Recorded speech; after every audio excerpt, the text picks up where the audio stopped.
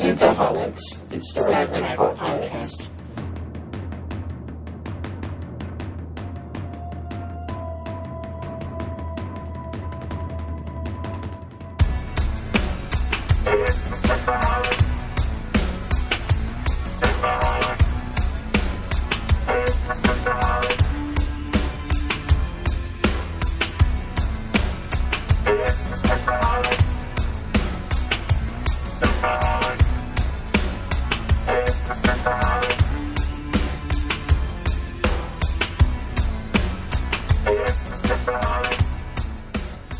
Welcome to Synthaholics, your weekly shot of Star Trek. This is your host, David Duncan, and with me this week we've got Aaron O'Brien. Hello. Holly Michelle. Hi. And we got Guy Davis. It's been a long time since he's been here, really long time, but he used to be pretty regular. Welcome, Yeah, Guy. hello. Now he's eating the Raisin Bran. The brand is back. He's regular again. Woo! I know, totally. It was really miserable for a while there. Ugh. About a year of not being regular. That sucked.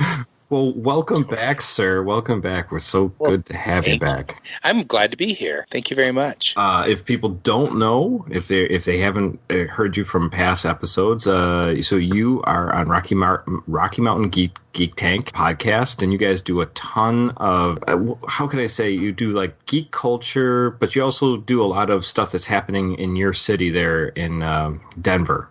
Yeah, we're a geek culture podcast. We sort of navel gaze. We sort of look at our own culture, sort of look at ourselves. But yeah, we go to conventions and cover the conventions and talk about how we interact with each other and, cool things like that. But we also kind of look outside, like we do talk about Star Trek, and we talk about, Doctor Who and all the geeky stuff like normal. Right. Yeah, and you guys do a live broadcast on Facebook Tuesday nights, which is, you said 8 o'clock Mountain Time. Yep. Correct. Mountain Time. Yep. 8 o'clock Mountain Time. So we broadcast live out of Denver, Colorado. So you can catch us live on Facebook at 8 o'clock. We're at Rocky Mountain Geek Tank. You can just type that into Facebook and you can find us. You can also find us there at RockyMountainGeekTank.com. Nice. And also, if you don't know, Guy is an artist, and he's been producing comics for a very long time. And one of the very first episodes we had him was because he works on a webcomic called the USS Tamberlin, which takes place in the original series, and it takes place on a destroyer class, single nacelle destroyer. Yep. Yeah, and actually, I've moved all of those, or I'm starting to move all of those over to my personal website, which you can find at gsdavisart.com. Nice.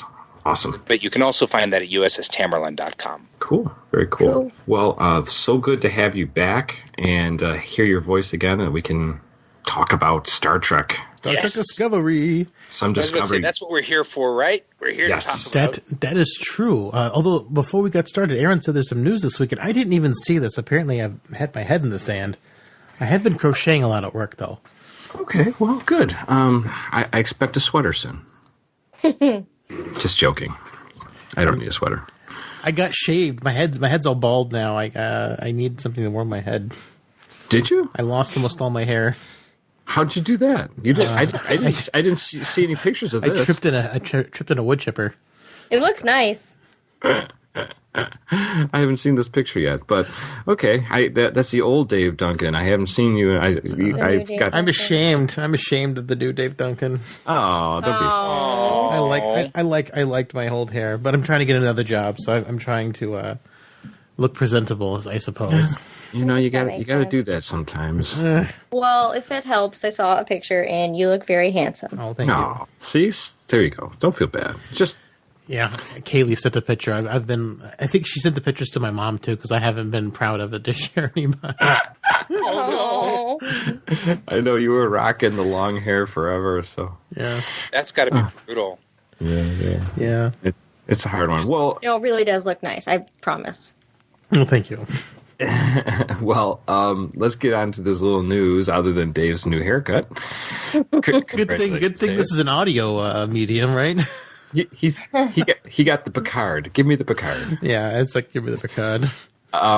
So we did get information on Star Trek new series Picard and its character breakdowns. So first of all, we got the director for, I believe, the first and maybe the second, but I didn't really say. It wasn't very clear, which is her name is Hanley Culpepper.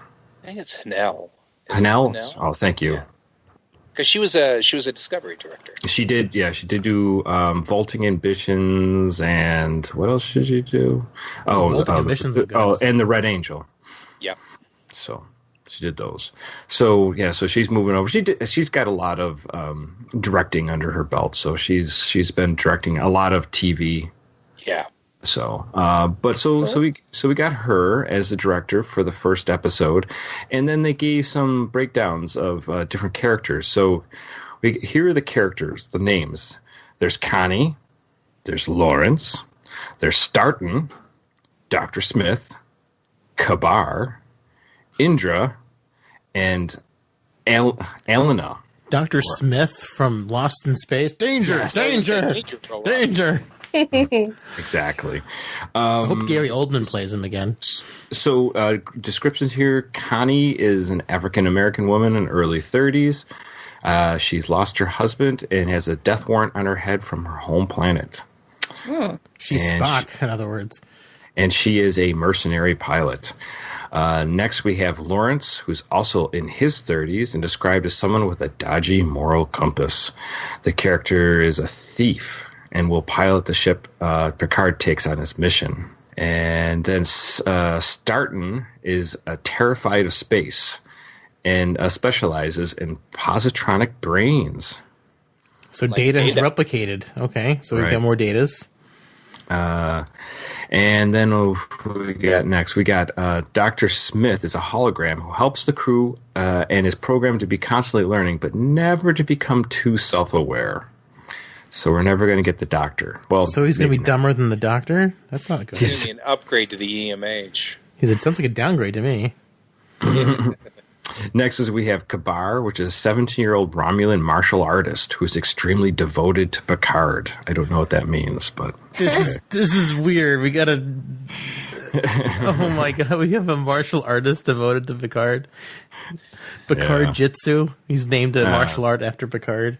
Yeah, and is it going to be like the Pink Panther, where Picard walks into his quarters and he just jumps out and like attacks him to keep him like on his toes, like Kato? Kato is that? His name? Yeah, that would. Pink Panther movies? Yeah. The Pink Panthers when they would attack it. Yeah, that would be actually really funny. That would be awesome.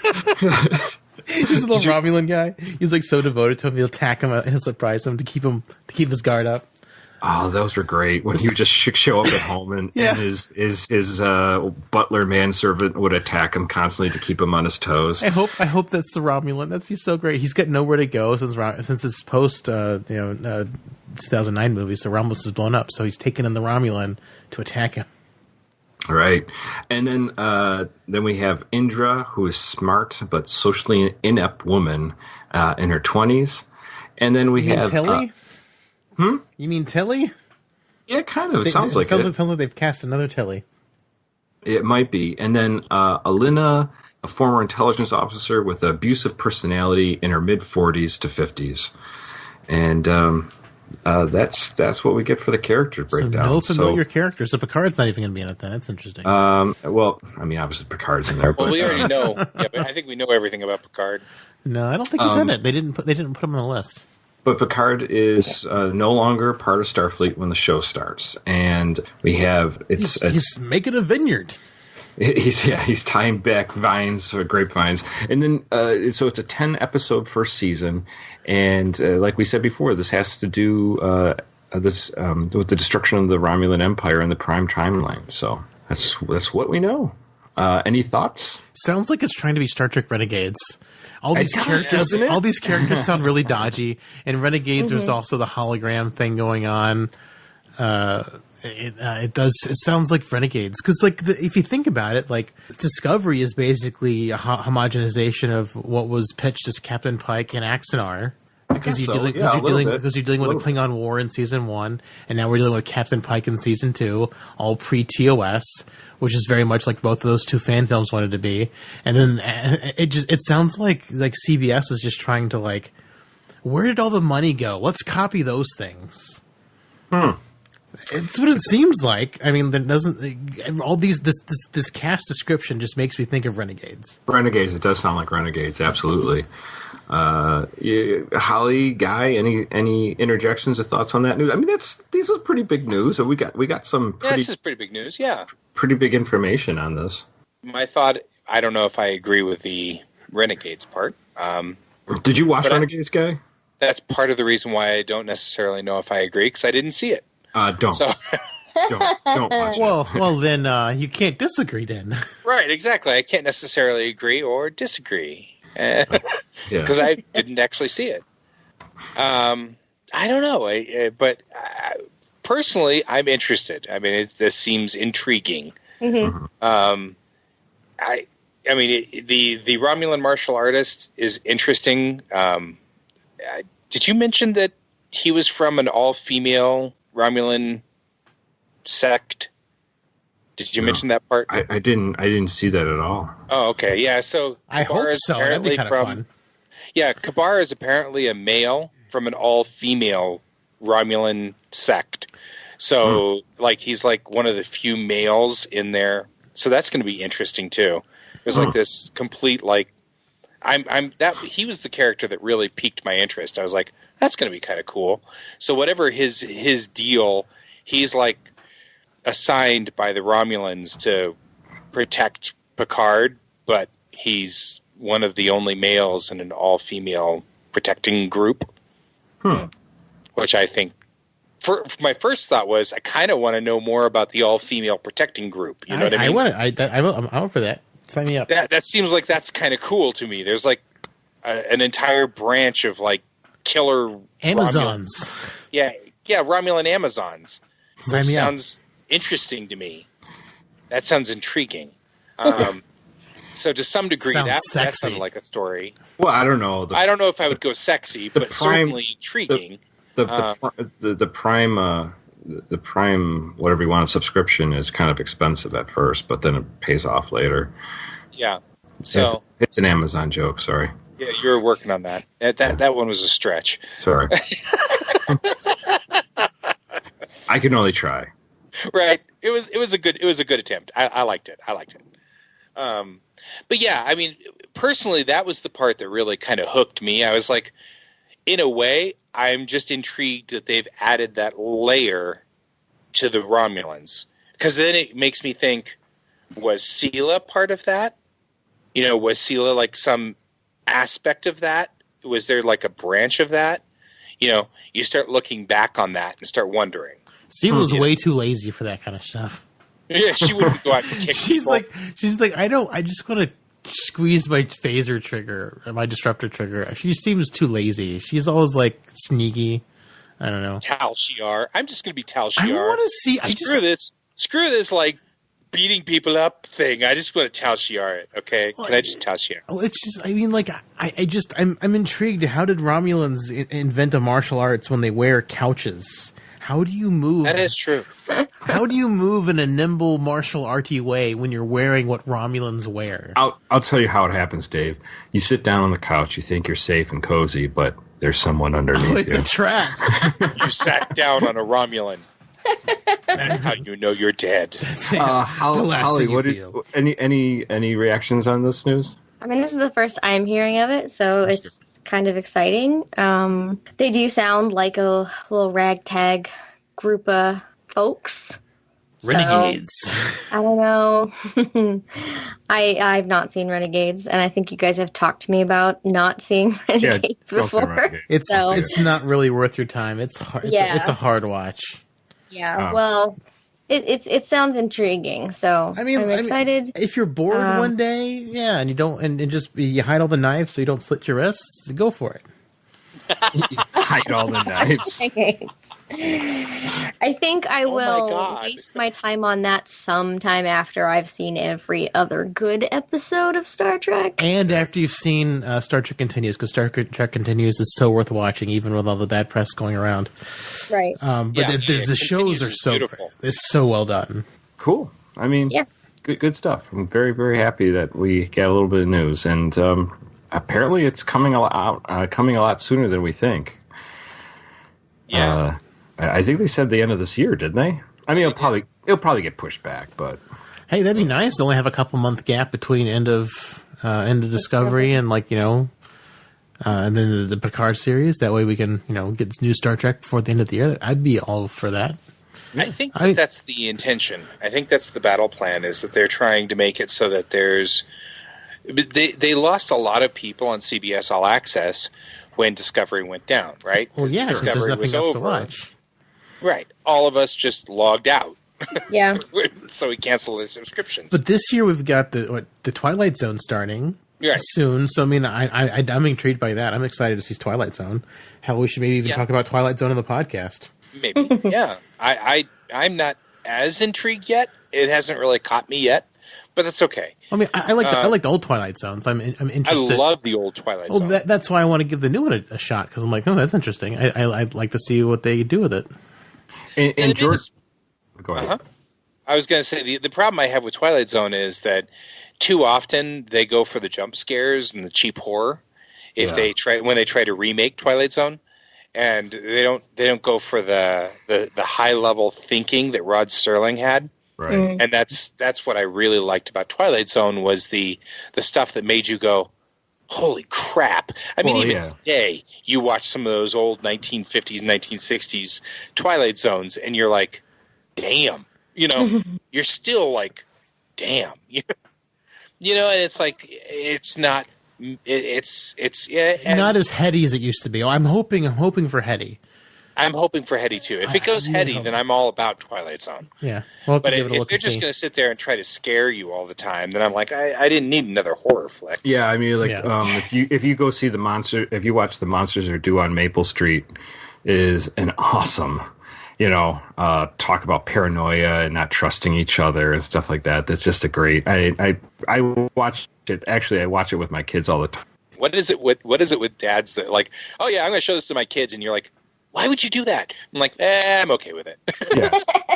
Well, it's not super violent, and it's funny because I love it, because I hate it at first because they're like, it's black and white, this sucks, and then after they're done watching, like, holy shit, did you see that last part, or did you get that last part? And I'm like, yeah, I got it. That happened. The other cool thing is with the new one is Jordan Peele's doing it, and if you haven't seen Get Out, that is a really fun movie. It's not necessarily a horror movie. It has horror aspects to it, but it's really fun, and it's really like a heady movie. And so if he can do something like that and I'm sure he's not the only one working on it. I'm sure he's got a whole writing crew with him, but I think it could be pretty good. Yeah. So I have some faith that he can do it right, but I'm going to let other people get in there first. I don't like to be jump scared. And so if I've got it, that's what Troy does, my co-host on Geek Tank. He'll watch stuff and then he'll be like, yeah, don't watch this. It's just full of jump scares. And I'll be like, oh, okay. See, that never bothered me, so I kind of like it. I mean, I don't like it if it's just all jump scares. I like it something a little cool story behind it too. But yeah, I don't like to be startled, so it's sort of a thing. I've got my brain's wired backwards or whatever. I don't know. Mm. So speaking of kids, my son loves the motion picture. Oh, really? That is the weirdest thing ever. Yeah, well, he's definitely your child. I know. Yeah, but I mean, he watched the motion picture and he's like, oh, that's probably my favorite one. And I'm like, well, okay, let's watch all the rest of them. And so he watched all of them. And yeah, okay, he agreed that Star Trek V was a little weak. But he was like, yeah, but I still like the motion picture. And I'm like, why? Okay. That's what I was like. I was like, I mean, okay, I'm a hardcore Trekkie. I'm always going to love the motion picture, but it's not my favorite. Yeah. It drags out way too long. That's like that phrase, I love you, but I don't have to like you right now. Yeah, exactly. Right. out of the mouths of babes. Weird. He's 9. He shouldn't have the attention span for that movie, but he does. That's definitely your DNA. I know. That's my DNA expressing right there. Yeah, my kids would not sit through the motion picture. But how many Cheerios has he eaten for a Star Trek sticker? That's right. That's totally true. He did not eat all the Cheerios for Next Gen. You haven't had your comeuppance yet, son. It's time to start eating. I don't think I'll ever forget that guy. That's such a priceless story. Yeah, why don't you just tell a quick story of that, because people haven't heard that story before. In a long time. You got to come out here and smell the Cheerios from the Cheerio plant here. Still like that thing. When the Next Gen came out, the very first season back in 1987, Cheerios had a deal going where you could get stickers for all of just peel stickers, and I wanted all of them, and so I convinced him to buy Cheerios so that I could collect the stickers. And her thing was, that's all right, but you have to eat them. You can't just buy the boxes and throw them away. Right. Mm-hmm. And so I was eating Cheerios forever. Wow. And to this day, I still hate the taste of Cheerios because I so many Cheerios to get all those stickers.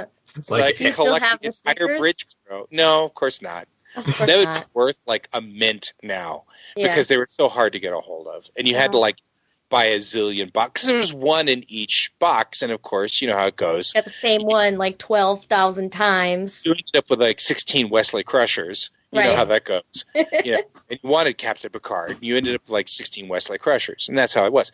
And since I am 2 days younger than Will Wheaton, I hated Wesley Crusher because I could have been on the bridge of the Enterprise. I could have.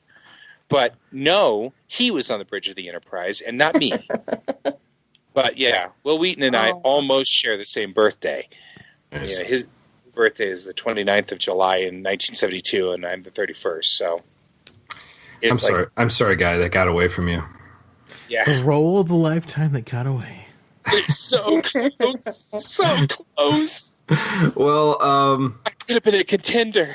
I could have been. I know. Well, should we get into our episode? Yes. Yeah. So this is Star Trek Discovery. The episode is Light and Shadows. And this is Season 2, Episode 7, and it aired February 28th, 2019. So, you beat me to it.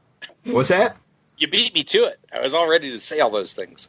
Oh, cool. Nice. I'm going to let you do it. So we're on the Discovery, and Burnham and Pike are talking about Spock's connection to the Red Angel and the Red Burst.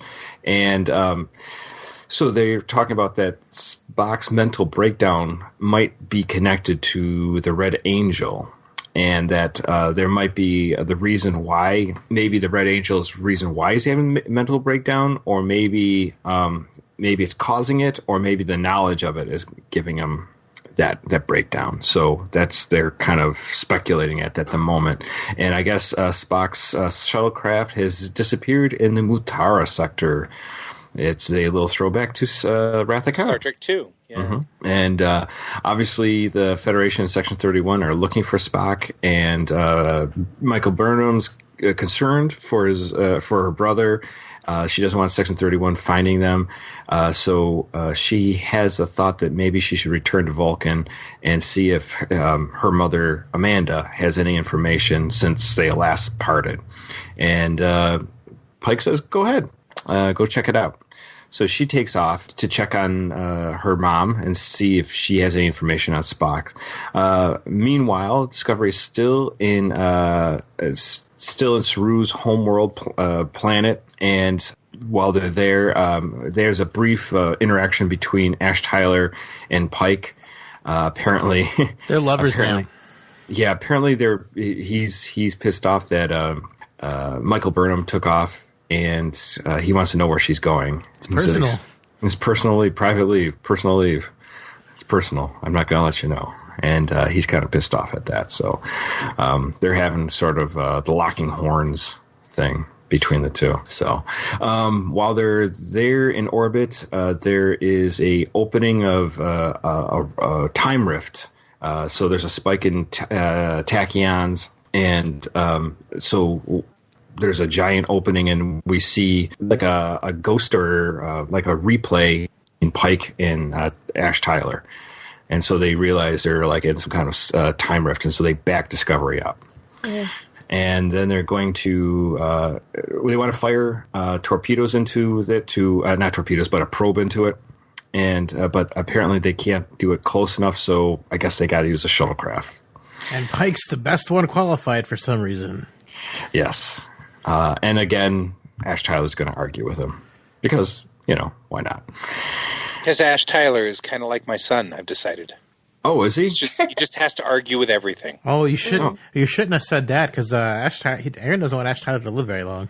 I keep hoping Ash Tyler dies. Okay, well then don't think of him as my kid then. I wasn't going to put him in that category, but all right. That's why I was just warning you because Aaron's not happy with Ash Tyler. I'm not super either, but the last probably 5 or 6 episodes of our podcast, I've been plotting Ash Tyler's death. The great thing is like I remember in season 1, Aaron, you felt so bad for the guy. You were like, oh, we shouldn't be shit. Like, we were both down on him, and then it was like episode 10 or 11 when we found that he was being sexually assaulted by Laurel. You're like, oh, I feel bad for him. I'm like, nope, I don't. Now you're plotting his demise. I just think it's funny. Well, I don't like his character, and I hate that they keep using him. I just wish he'd go away. He's probably be part of the Section 31 show unless they kill him off the season. But then again, they can always bring him back because deaths are meaningless in Star Trek now.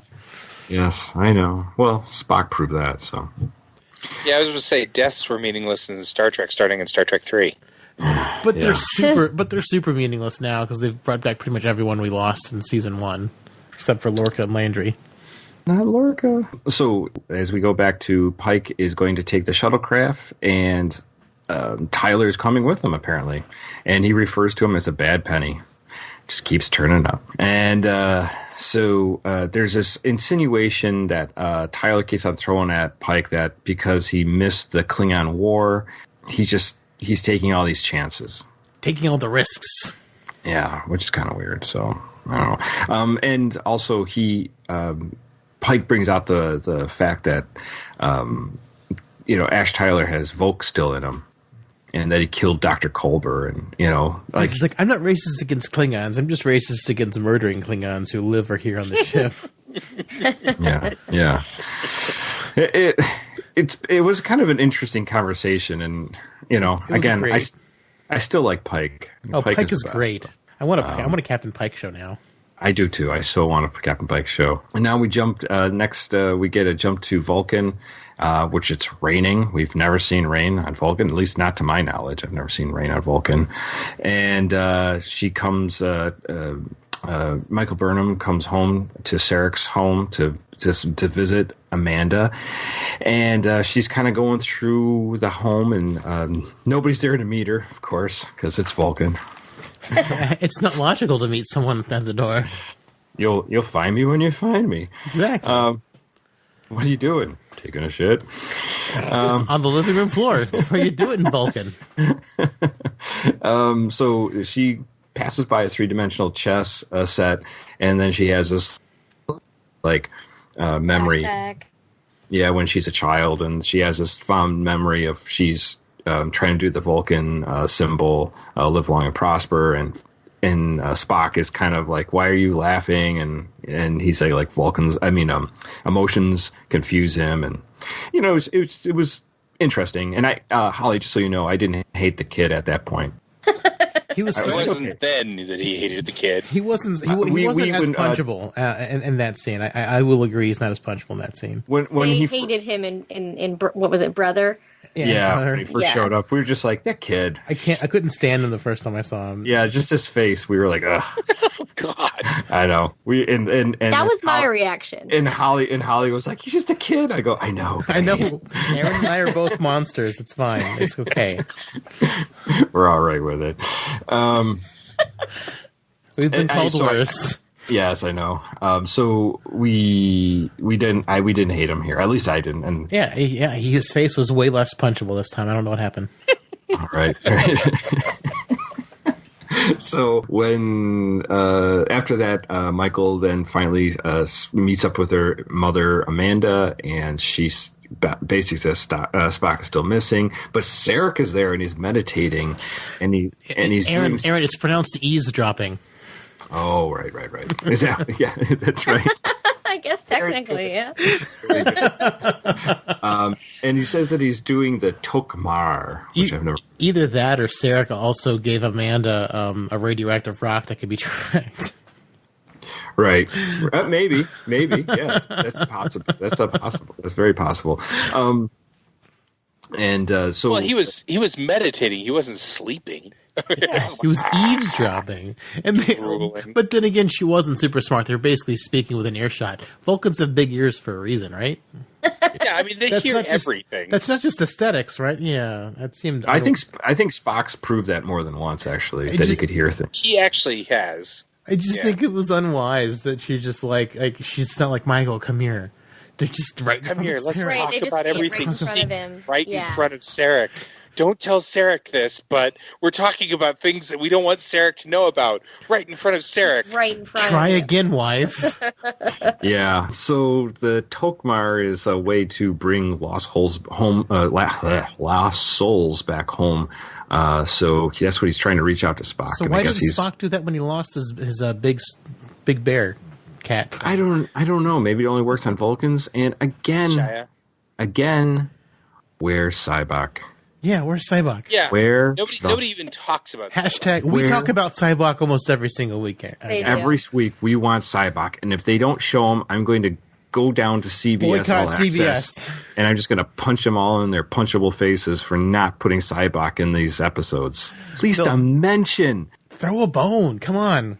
We just see him smoking space we movies. Also have lots of both my children going on here. No, he said both our children. Sybok is not ours. Sybok was from a previous marriage. Full Vulcan. I just want him in Sarek's basement, listen to the Grateful Dead and smoking weed, like, yeah, Dad, I got Spock here. So I want to see Sybok too. They've got a giant house. Where's Sybok? Where's Sybok? He's just off camera every single time the camera's there. Like Amanda goes, "Would you like to see Sybok?" She's like, "No, it's all right." Oh, can I get a doobie from him? Yeah, that'd be cool. Yeah, I know, right? The next scene, she's smoking. Yeah. Oh God, I just hope he shows up. Please show up, especially with the Red Angels. The Red Angel, Maybe Sybok he is the Red Angel. Oh, there you go. Sybok's the Red Angel. All he wants is to share his pain. So when he fought with God, God sent him into the future, and he became the Red Angel, so he could go back in time and fix Michael and Spock's relationship because he was so sad and so bummed out that they were always fighting. Or whatever. Yeah, what they really needed is discovery, but then that means that what does God need with a starship? And there we go. Yes, very much so. So Amanda basically says that she doesn't. She's going to protect Spock at all costs, and that she doesn't want him arrested for murders he didn't commit. And so she keeps on saying that she hasn't seen him, and but Michael is not convinced, and he thinks that you know something. And somehow she breaks her down to show him to have Amanda show Michael where she's keeping Spock. She's keeping him in the Katra Stone Cave. The Katra Stone Cave. It's like the wine cellar. So how does Sybok not? How does Tuvok not believe in the Katra when they have freaking Katra stones all over freaking Vulcan? I don't know. I don't know what Tuvok's problem was. Tuvok had lots of really weird issues anyway. Yeah. I mean, honestly, it wasn't even really a canon thing. Tuvok was weird. I mean, like even in story, Tuvok kept doing things like, I have problems with Vulcan society because I don't know, I'm weird. I don't know, like something he weird. he doesn't know things. Like, he was alive during the time where Spock is given his Katra back from the body of McCoy. How does he believe it's a myth and doesn't know anything about it? He was alive during these events. Was he, I mean, I don't know much about him, but was he maybe on like a colony and not really He was on Vulcan? He was on the USS Excelsior. You know, Not born and raised? I mean, he was born on Vulcan. He had emotional problems as a child, and he got a hard on for an alien girl, and he got to go to the Vulcan monastery school to get his dick calmed. Oh, okay. Yep. It happens. But I mean, you end up with like T'Pol doing like weird things too. I mean, it's like T'Pol would like deny that there was time travel when faced with time travel, Right. like in her face. Like Archer is sitting there going, "We just traveled through time," and she's like, "Well, there's no real proof of that." Archer's like, "We just The Vulcan did it." Science She's Academy like, well, has there's not. still no proof of that. Well, she's like, the Vulcan Science Academy hasn't been able to prove time travel exists, so it doesn't. Right. I mean, so it's clear that Vulcans will sometimes deny stuff right up to... Again, Vulcans act a lot like my child. Deny stuff that happened right there. I swear I didn't do it, Dad. It's in your hand. It's in your hand. I didn't do it. But you're holding it. Oh. It's all over you. It was transported here by my friend. It was a prank. I didn't do it. I had nothing to do with it. My hands are big. Sorry. I didn't realize it was here. My hands are so big. All right. Well, from there we get. Amanda just says she says that Spock is not how Michael remembers him. So, and then we jump back to. You mean autistic? It's not how we remember Spock either, but you know. So we get. I have something to say about this, but we'll get there when we get there. So we get there when we get there. We get back to Saru's homeworld, Kamdanar, and the shuttle's leaving Discovery, and Pike and Tyler are flying, and I guess they've been. They have to be careful not to get the time bends, as Tilly calls it. So they have to kind of go slowly into the aperture, not the aperture, but the time rift, and then move slowly out of it. And they want to fire the probe into this rift's aperture opening so they can get any kind of readings and find out what this time rift is all about. And from there, when they're flying in, Pike hears some screaming, and he sees him holding a phaser and shooting Ash Tyler. He's like, "This is my best dreams," and he's like, "I could live with that." Yeah, that's good for me. Like, kill Ash Tyler in a few minutes, that'd be great. Yeah, I thought it was kind of funny. Aaron was hoping for it too, and I just like how he just looked back and he was like, "All right, that's gonna happen." Well, you know, that's like one of my favorite things about him is how observant he is. Mm-hmm. And he just absorbs all this information, but he never addresses it until it's time. And I just love that about Pike. Yeah, he saw it happen, and he didn't like bring it up to Ashley. He's like, "I just saw me shooting you from the future." Right. He's just like always putting pieces together, and I just love it. Yeah, it's pretty funny.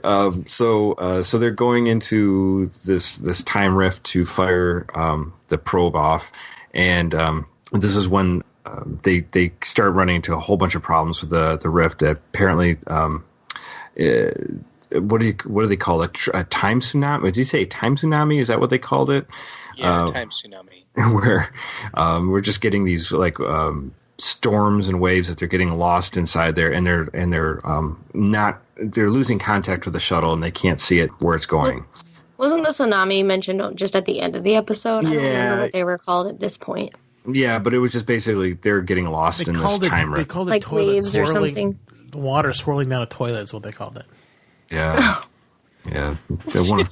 One of Tilly's finer metaphors. Right. So actually, when it was they Stamets that gave that example, water circling a drain. So, but anyways, they can't get any readings from the shuttlecraft. They're getting lost, and I guess Tilly says they have only about 5 hours to live. So we got like a time limit. Radiation will kill them. Yeah, with radiation. So this is where Saru says, hey, when we had the Harry Mudd thing, remember Commander Stamets didn't seem to be affected by it. So maybe he can help with his tardigrade DNA.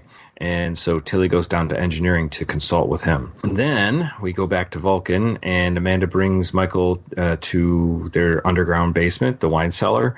And Spock is bearded, and he's muttering to himself, and he is not responsive to anybody. And he's talking basically the first doctrines of logic. That's what he keeps on repeating over and over again. And he keeps on saying the numbers 841947 over and over again. And he looks crazy. I think that's my phone number. Who's he trying to call? It's the same number on my luggage. I was going to say, that's the number some idiot would have on his luggage. 8675309. Turn the call. Call William Tarr 444-4444-444-888-8888. Right, exactly.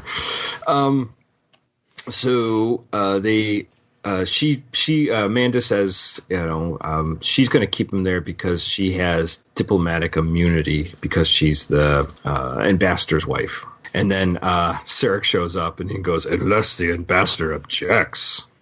Dun dun dun. So Sarek's back to being a dick again. So ambassador checks and Cheerios. Then we're back inside the rift, and they're still trying to get themselves reorientated, I guess is the best way to put it. And Pike just tells Tyler to vent the plasma from the nacelles, much like Spock did in Galileo 7. And Tyler's like, well, that's fuel we need. If we lose all that, we won't be able to get back. And Pike's like, well, that's a great way for us to be seen for where we are.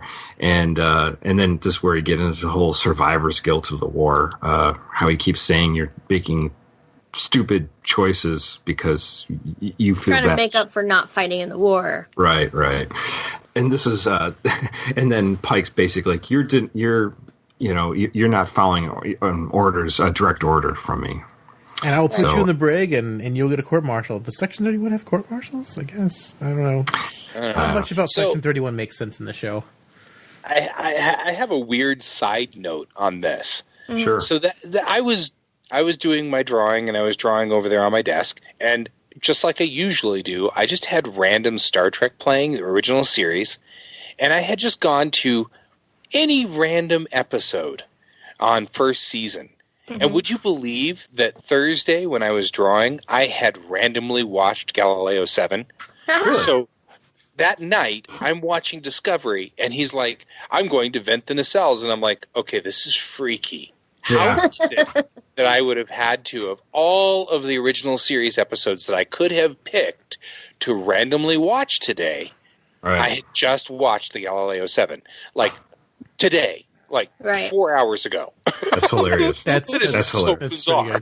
So cool, though. Yeah, my dad texted me. He actually seen the episode before I even started watching it. He was like telling me about the credits for the previews for next week, and he was telling me, "Oh, look, this Galileo 7 reference." And I'm like, "Okay, I haven't seen it yet, Dad."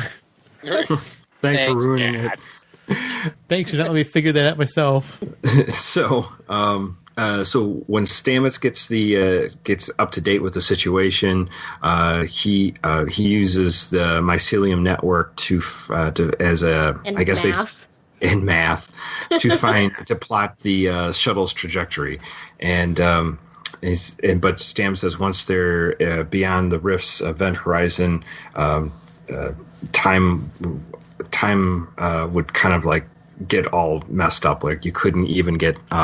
I couldn't even track them if they get too far in. Yeah, what do you say? Like a grain of sand in a hurricane being grabbed by tweezers. Yeah. So they got that. Then we go back to Vulcan, and we have the confrontation with Sarek and Amanda and Michael, and that he finally finds out that Spock's hanging out in the Katra Stone basement. Katra Stone warehouse. Get your Katra Stone here. And get your Katra Stones. Is it like a kidney stone? Is it hard to pass? Ooh, those stones look big, man. I mean, it was simple to carve into, so. That's your Uncle Jack. Don't do that. Uncle Jack's Koch is mixing a couple brain cells now. It's gonna be great. Defacing the Katra stones. So yeah, so Spock is, how many all people over was Spock murdered? I know. So Spock's all over the place, and then he starts quoting Alice in Wonderland. And Sarek's like, he's regressing. He's getting worse. He's getting worse. It's like Spock's spraying all over again. Apparently, this is the only book that Michael ever reads, because she's like, ooh, I know that one. I know that one. Only one Amanda ever reads either. I was going to say that's the only one Amanda ever read. She just read it over and over and over and over and over. I know, exactly. So at least she wasn't reading the Moby Dick all the time. That's true. Yes, that's right. So it basically says that Spock had a learning disability, and that she got from his mother, and I don't know. That's kind of a callback to Star Trek 2009. They're like, "Oh, you did well despite your disadvantage." What's that? Your human mother, of course. Right. Exactly. Although it does change the dialogue there. How do you mean? Because originally in 2009, that was just straight up racism, right? Because that was just, your disadvantage was that you happened to be half-blooded human. Now it's both. Now it's both racism and... now it's you happen to be disabled. Dyslexic. Dyslexic. It's like... because you're human. Right. Yeah. Right, but I mean, before it was straight up racism. So It was like, oh, you did well, even though you're a pathetic human. You can't possibly be awesome because you're a human and we're Vulcans, and that's the way it goes. So I don't know. It kind of takes a little bit away from their Vulcan high horsiness in 2009 by making him dyslexic. So in that sense, sort of there. It's still racist. It is. How is it racist? Yeah, because she's human. It's a human. That's what I'm saying. I think it isn't. It's a term they get from the human race for a condition that they don't have on Vulcan, but that doesn't necessarily mean that it's. I mean, yeah, like I said, I'm with Holly on this one. So I think that they took the racism out. It's not racist anymore. Now sorry. Despite the fact that you're dyslexic. But the racism makes sense for Vulcans because Vulcans are all a bunch of giant dicks. So I still think there's racism behind it because Vulcans haven't changed. Vulcans are still raging dicks. Yeah, but they took it away. It was blatant in 2009. Now it's not blatant anymore. Now it's, oh, well, you did well even though you're dyslexic. Well, okay, well, that's normal. I mean, yeah, they were still being jerks about it because you don't go up to a dyslexic kid and say, "Good job, Timmy," even though you're a dyslexic idiot. You don't really say that. Right, but but still, they took away the blatant racism. It's not blatant anymore. Now they have it all subversive. Although you have all of basically Star Trek Enterprise, where they're constantly racist towards the humans. We clearly have Leith, which was absolutely racist all the way through it. I mean, all of Leith was season 1 Discovery episode of Leith was just totally blatant, stupid, smack you in the face all over the place racism. Right. I mean, it's not like the Vulcans are absolved of their racism anyway. I mean, it's still very straightforward. But yeah, I just think it's interesting that in this one maneuver, it undoes the 2009 movie. It's interesting how that takes out that one piece. It's like, it's so weird how canon in Star Trek is like, well, it's two separate canons. Bunch of blocks right now. But, everything's like held up here and like pinned there, and it's so weird. You know what I mean? But still, the best line in the 2009 movies when he says "Live long and prosper," like "fuck you." It's so great. I love it so much. It is beautiful. Quinto's amazing. Yeah. It's beautiful. Okay, I'm sorry. Didn't mean to do that. I've got something else to say about this when we get down the road. So we get to we're still back in the Catrastrom basement, and Spock's still carving numbers into Uncle Jack, and when he's doing that, basically Michael's like he's really bad to get to a doctor. I mean, you can't keep him in the basement. Take him anywhere. And then Sarek goes through the whole logic. It's like, I'm not going to lose one, my son here who's, completely out of his mind. And then, Michael, you already broke the rules before and you know how that turned out. So you better, turn Spock in to the authorities, to the federations, because it's your duty. This is what you're sworn to do. So you have to do this. Right. And then Michael's like, I guess. So this is where Michael, they must put Spock on her shuttle, and she delivers him to Captain Leland on the Section 31 ship, and they're going to operate on his brain while they're on the ship. So did you notice what they were going to operate on his brain with? I didn't pick up anything a mind special. sifter. What is that from, Guy? That's a TOS episode. Yeah, which one is that from? From the one with the Organians. That's a Klingon device. Oh yeah, I forgot about that's from what's the battle one with the Organian peace thing. Right, the Organian peace treaty. Yeah, which what was suddenly has just walked right out of my brain, but it will come back in a second because they always do. But that episode is, I mean, because I can see the entire episode's playing through my head right now. I just have to get past the teaser, and then I'll be able to see the opening credits, and then I'll be able to go through the opening scene, and I'll see the title, Patterns of Force. No, that's not it. Damn it.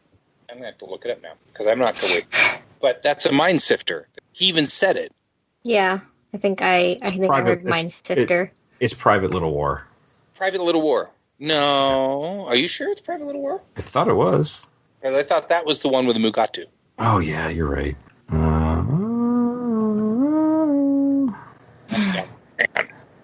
Organians show up in... Aaron of Mercy? Aaron to Mercy, that's it. Aaron to Mercy. Yeah. God, that took me forever. That should not have... Aaron, you and I are slipping, man. We're slipping. I know. Well, we're old age. We're old. Yeah. And we're slipping. Anyway, but yeah, it's a mind sifter. And, of course... that's another one of those where the Trekkies have the edge, because I'll let you keep going, because I want to after you say this next part, we'll bring this back in. But that's a mind sifter. But that's a mind sifter. It's like a flower sifter. Sorry, I keep interjecting. I'm sorry, Aaron. No, it's fine. Absolutely, it's what we do. So, just in a side point, Sarek's voice when he says that they got to give Spock up to the authorities, he seems like he's going to cry. Do you guys pick up on that? Yeah. I was like, fuck, guys, honestly, you got to stop with the Vulcans crying bit. It's not there. You have to understand. I mean, maybe Spock is going crazy right now, but it's not what they do. I don't know. It just frustrated me. Anyways, so we're back in the rift, and the shuttle is getting closer to the aperture, and they're going to, and the plasma levels are down, and the shields are down, and everything's looking bad. And this is when the shuttle, something bumps into the shuttle, and it's a giant. It's their probe, but it's now from the future, and it's at an upgrade, and it turns into a giant mechanical squid. Because reasons. So, yeah, we don't know why, but so they're in trouble. I'm hoping it's temporal Cold War stuff. Yeah, maybe. I don't know. I think that I think that's too smart. I mean, they made it seem like there's two sides now, because at the end of the episode, let's get to it. I'll get to it later. Okay, well, so now we're back on. Then we jump back onto Section 31 ship, and like I said, they're going to work on Spock and with the mind sifter, as you brought up, and they're asking about Spock, and he said that he's brilliant and he's curious, but when he was a child, he had difficulties because he had this Vulcan version of dyslexia, which was inherited from his mother, Amanda, his human side. And they're basically saying, look, we're going to work on him. We're going to travel to the next star base, and you can pick him up there, and everything will be fine. And this is where she's kind of hesitant to leave him there when with the people from Section 31, because obviously she doesn't trust them whatsoever. And then we're back on Discovery, and this is where they're kind of trying to figure out where the shuttle's trajectory is. And basically, Stamets has this kind of figured out, and he's using the plasma burns to plot out the map, right? Mm-hmm. I don't know if anybody else is on this following podcast. The trail of the plasma that was released by the. It's like it helps them identify the flight pattern. Yeah, we just interrupted you a bunch, so we're trying to get to the recap. Sorry, trying to be good. Oh yeah, that's like that was ever a thing. Being good, yeah. We're being good now. Yeah. This is like this is doing it now. We're being good now. So the creature or whatever the probe is, the octoprobe is now, they've realized it's 500 years old from the future. So whatever sent it back, modified it, and did all this crazy stuff to it. Stuff on here that's not even on the periodic table. Maybe he just doesn't know his periodic table very good. Right. Or maybe the Klingon one's missing some. And this is when one of the arms comes in and it like ropes around Tyler, and he's getting choked out. And one of the arms also gets stuck onto the console, and it's like reading out, like going through Discovery's information. And this is where Pike pulls out the phaser, and this is where he saw what happened before. So he couldn't see that the mechanical octopus arm was around Tyler, and so that's why he's aiming at him. And and back on the ship, Stamets basically takes Tilly to the transporter room, and it's like, I know where to go. You just got to trust me. And Tilly has a little hesitation because if we're off just a little bit, I'm beaming you into nowhere, and she's like, I trust you. Don't worry about it. And Stamets gets beamed onto their shuttle because they have the right coordinates. And it's the power of math. Trust in math almighty to either cross and take the math communion. The math communion. Yeah, I know. So he gets on board, and Stamets basically says that what did he say? Something like, I was 10 minutes. You're 10 minutes in the future. So yes, I'm here, but 10 minutes in your future. Right, exactly. And so he. Back on Discovery, then we get Tilly's, obviously confirmed that Stamets is on there, and the probe is going through all Discovery's information, and this is where we get the android, Arium. Yeah, something happens with her while she's looking. We get a little like 3 red dots. She kind of gets the Terminator look. I think she's getting taken over by the AI in there. And the thing 100%. Is, I wish we had episodes with Arian before so we could feel something for her, but she's just been just kind of there. Just there. I mean, to be fair, I think, remember, I don't know, the first episode with Pike when he was like, basically, let's get to know each other, and she said her complete title, and what was it, Lieutenant? When he specifically said, "Don't say titles," no ranks. Or "Don't say ranks." Exactly. Yeah. I mean, that's part of her character. That was part of understanding. Okay, she's a machine. She's equipment to the ship. Interesting. I mean, I guess, but I don't know. I just if they're going to do something to her, or they're going to turn her into a bad guy and possibly kill her off, it'd been nice to kind of know something about her before they do that. Just from a storytelling perspective, it's kind of less impactful to do something like this to a character if we don't really care about them. She has been in a lot of scenes in the last 3 or 4 episodes. She has, where but she's just kind of been there. Yeah, but that's the point. What? That's the point. I'm just saying, that's how you Trojan horse someone. Like, that's the point. I mean, yeah, the Trojan horsing her, but like, if you're gonna do something drastic to a character that we don't know much or anything about, it's hard to care as much. Like, if they did something to Tilly, I would be like, oh my god, they're doing something to Tilly. Right. Well, they did something to Tilly already. Yeah. But I mean, like, Yeah. But sure, I mean, like, I was more concerned about Tilly because I like Tilly because she's a character. Ariam's just window dressing. When something happens to window dressing, I don't know if I care as much. I love every single interaction with that character in the show, and I am always paying attention to her because she's interesting to me. So maybe I just pay more attention to her than the average person. I don't know, but yeah. Well, what's going to be cool is because we got this thing with her, or it, or whatever. We are going to probably get a backstory on this character finally. So that could be interesting. Yeah, because like, is this a race? Is this just like a C-3PO on their ship? I mean, what are we talking? What is this thing? So, right. It's very, very. At least you wonder. Is she fully functional? That's what I want to know. Yeah, of course you do, Dave. Dave.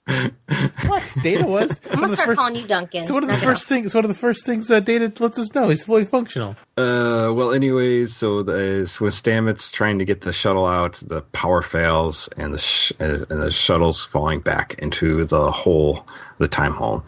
And then we get back to the Section 31 ship, and Giorgio stops Burnham and basically saying, "You can't leave Spock with them. The memory extractor will just destroy his mind." And so she sabotages the cameras so they can have this conversation. Right. And says, we're going to have a fight and you're going to try to knock me out, kind of thing. And so they stage a fight, and it was pretty fun. Right? There's a thing. Oh yeah, Michelle Yeoh's great. She's amazing. And I love everything about her. She's like, I'm going to make him look bad so I can look good. I'm like, well, if you're getting beat up, doesn't that make you look bad? What I didn't understand was how Michael liberating Spock was good for Michael. And she says that. She's like, looks good on you, looks bad on him, win-win. And I didn't understand how that would look good for Michael. Yeah, I'm not sure either. Yeah, because, well, no matter what, I guess the presumption is that Michael will take Spock away from Section 31 and return him to the proper authorities, I think is the idea. But isn't we know so little about this incarnation of Section 31 because it flies in the face of everything we know about Section 31. It seems like they should be the proper ones to have Spock, sort of. I don't know. Like it's very. Except that I would think that. Well, I mean, we all know that Cornwell's involved with this particular ship, so yeah, exactly. It's not like he can turn Spock over to Cornwell because that's not going to turn out well. It's so muddled because before they were a top secret organization, and now they're a public, openly known organization, and that doesn't make a lot of sense. So we're trying to refigure out what's going on with Section 31, and they're not really telling us. I don't understand. When we were dealing with Sloan, it's like Cisco had no idea what Sloan was talking about or who Sloan was. Right? Yeah. Section 31 was completely dark. But Cornwell's just hanging out on a Section 31 ship, which, by the way, I need the model of. I'm just saying. Because I love that ship. That's a really pretty ship. Anyway, but you're right. I don't know where that's. I think the win-win was just you get your brother back. I think that's the only win I can think of. Yeah, it didn't make any sense. I just wish I understood how Section 31, how they fit within Starfleet. Do they supersede everything Starfleet? Or do they work in conjunction with Starfleet? We don't... Right. It seems like they sort of work in conjunction, but we don't really... They haven't explicitly said. I mean, I don't know. They're spooks. That's what it is. They were more spooky in Deep Space Nine, which is why I love them. Oh yeah, no, they're very good. They're not spooky here. They're just kind of there here. I'm they're like cowboys. They just whip out their badge. I'm the sheriff in this part. Yeah, I had read a headcanon on Reddit about this that I thought was actually pretty cool in r/Daystrom Institute that was talking a little bit about the fact that maybe what will happen is that we will get an inversion on Section 31 as part of the stalemate with the Klingon War. Now that the Klingons have gone and straightened up and flown right. Once the Cold War ends, then as part of the deal that they broker with the Klingons, Section 31 has to be dissolved, which, of course, then it isn't really dissolved, but the Federation will pretend that they dissolved it. Mm. And so that explains why post Star Trek VI, Section 31 just doesn't exist anymore, or at least we don't hear from it. And then when it shows up again in Deep Space Nine, 100 years later, it shows up. 100 years later, everybody's like, "Section what?" Because that makes sense. Because it was part of that. That makes I like that headcanon. I'm like, I'll accept that headcanon. I mean, it's the most likely, but that still doesn't answer how they work with Starfleet in this day and age. Like, we don't know how their affiliation works, and hopefully the Section 31 show will tell us about how that is. They're like Black Ops for Starfleet. Well, and what was actually more interesting was hearing Cornwell actually say Article 14, Section 31, which was kind of cool, because that canonized, whatever you want to say. Don't they bring that up in Enterprise with Section 31? They bring they talk about that, like don't they talk about that, Dave? Didn't we go into that at some point? Section 31 exists prior to it being called Section 31 because Reed's part of Section 31, but or they're trying to recruit him or something. I don't know. Yeah, they're trying to recruit Archer into Section 31. Although they didn't say what they were called in Enterprise because the Federation hadn't been formed, therefore there's no Article 14 in Section 31. But this organization exists. They insert themselves into this Federation charter so they can be legal once the Federation is formed, but they're not specifically called Section 31. Although we all know they're Section 31 because that's what Section 31 evolved from, just because of they all wear black and they're covert and stuff like that. Nobody knows about them, like a covert operation is supposed to be. Mm-hmm. Right. Like, because Reed, I mean, it just totally changes what Reed is. Like, if you go back and rewatch Enterprise, it's like everything. He's like, is he doing this for Section 31? Like, what is his motive? Because he's been part of them, or covertly part of them for a long time, or tried to get away but didn't. It's interesting. Makes his character a lot more interesting looking back at older episodes. Guy, did you ever read in the Franz Joseph technical manual the Articles of Federation in Article 14? I didn't look it up. You want me to go look it up real quick? No, I have it right in front of me. Oh, okay. Do you want me to read it?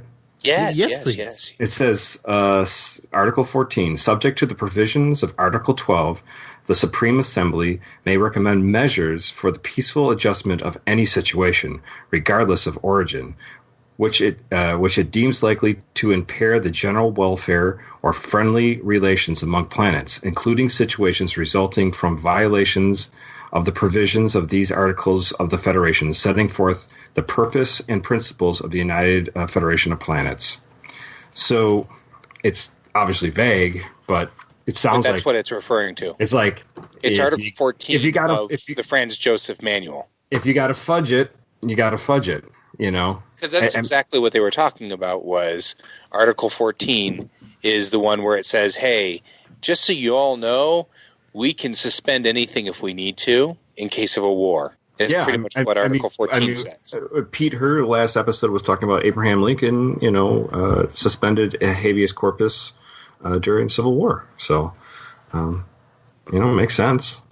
I just think it's kind of sweet that it comes straight out of the Franz Joseph Technical Manual. I don't know if awesome. if they're pulling from that, but I'd love to find out if anybody has any more thoughts on that. I figured you, Guy, of all people, would have a little more insight than me. So, I know it's your thing. My wheelhouse. Yes, sir. I remember discussing this back in the 90s when Divergence, and that's why I was so excited about this, was because I know that when Divergence and Inquisition came out, which were the two episodes in DS9 that specifically were 31 in specifics, they were talking about it being part of the Articles of the Federation and Section 31. I think we all sort of said it was Article 14 that they were referring to.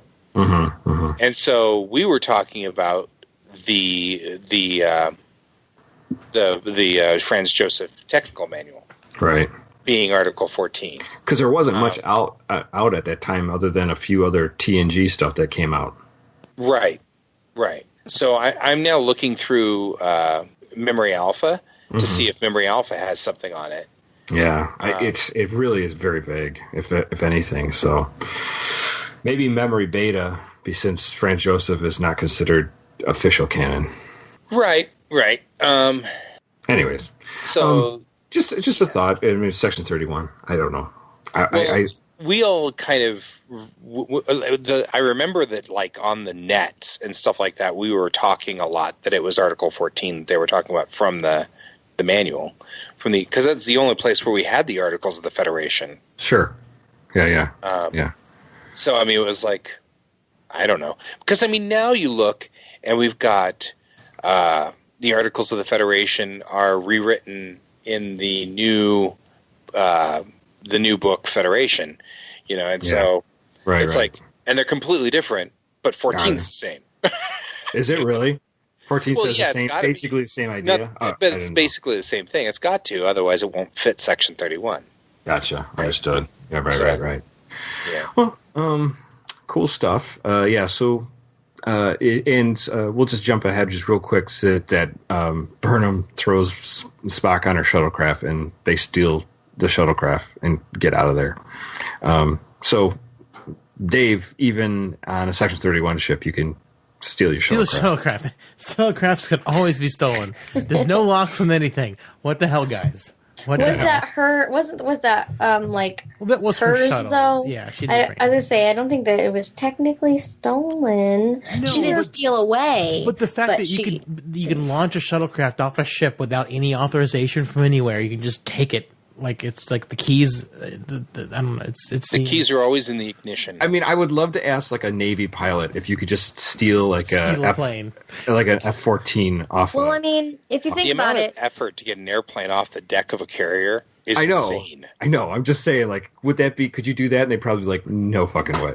I mean, she was told to leave, so I mean, maybe Giorgio set something up, but still, in all of Star Trek's shuttles can just leave whenever they want to. Children can take out shuttlecrafts whenever they want to. Oh, I know you're Coral about it. I just think that I don't know. This time she was, they were expecting her to leave, so I don't think it was. Yeah.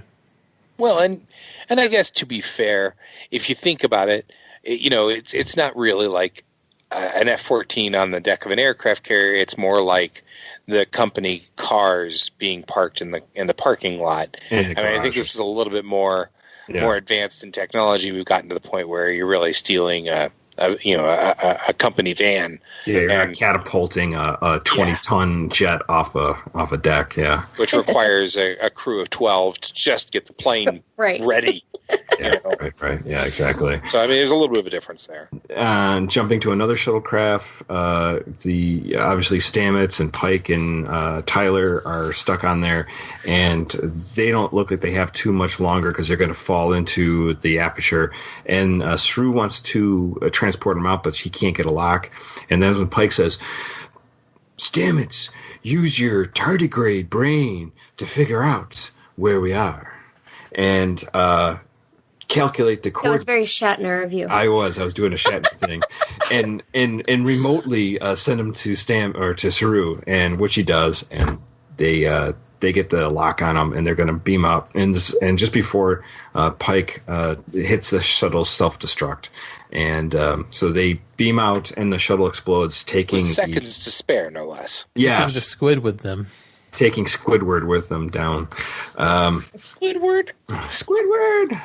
And like we said, Ariam, this one she gets kind of taken over by this, whatever the weird AI force, or whatever. Right. Squidward. Yeah. So, anyways, so that's they get out of there, and then back on the bridge, Pike and Tyler have like a kiss and make up moment, which is just kind of gross. All the smooching is kind of gross. I really didn't like it. Did you have to use your tongue, Tyler? Yeah, he did. Yeah. He hasn't got any from Michael. I felt that it was noble of Pike to admit that he was being Hated it. prejudiced, and I agree. Actually, I thought it was good. I did not. I was like, I'd be Pike. Because I'd you be like, hate Tyler. I know, Tyler. Go to the airlock and open it, will you? Let yourself out, please. Here's the thing about Pike that I'm really enjoying as far as character goes. He established this right off in the beginning when he said, there's my F in astrophysics.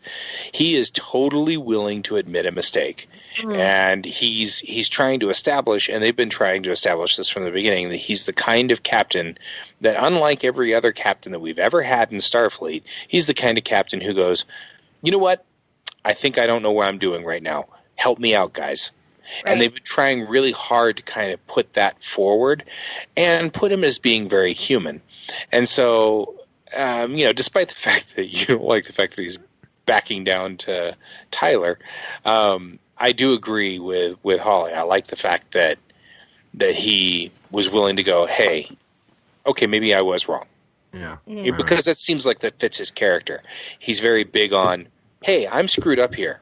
Somebody else get in here and help me out. Yeah. He's big on that. I like the character of Captain Pike, so I agree with you and Holly, but I also agree with Aaron because it's kind of fun to shit on Tyler. So he's taking the wind out of my sails whenever he's being nice to Tyler. So it's like I appreciate Pike for being awesome, but it's like, oh, come on, keep shitting on Tyler. You're shitting on Tyler lines are great. Yeah.